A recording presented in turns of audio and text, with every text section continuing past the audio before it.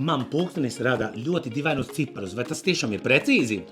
Tas varbūt nav tik precīzi, bet pirmais rādītājs vismaz ir, ja? Bet, lai mēs precīzi noteikti apsēdies tagad, lūdzu, mēs izmantojam citus lielos spiediena aparātus. Gan varbūt uz apakšdelma, gan uz augšdelma. Lūdzu. Bet tas arī daudz samulsu. Nu, jā. Uzliec rociņu. Jā. Mierīgi sēžot vienmēr jāmēra, var lietot arī 2 pacienti. Un viņš uzglabā atmiņā 199 mērījumus. Tev ir spiediens 121 uz 87 un pulsa ātrums ir 80.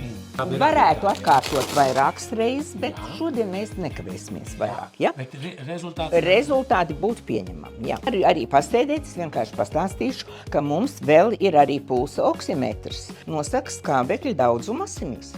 Tas bija toreiz ļoti svarīgi pie Covida, bet šobrīd mēs arī visam esam jau sagatavojušies. Pērkot 2 Livsana produktus jūnija mēnesī, saņemam 40% atlaidi. Jūs variet izvēlēties arī vitamīnus ar monometriem. Neaizmirstiet par speciālo Jāņo piedāvājumu. Īpašiem Livsana produktiem visu mēnesi 50% atlaidi. Un, protams, lojalitātes kārta. Un visā jūnijā mēnesī jūs varat droši atnākt uz Valdēkas aptieka 1 un iepazīties ar šo brīnišķīgo asinsspiediena mērītāju, jeb tonometru.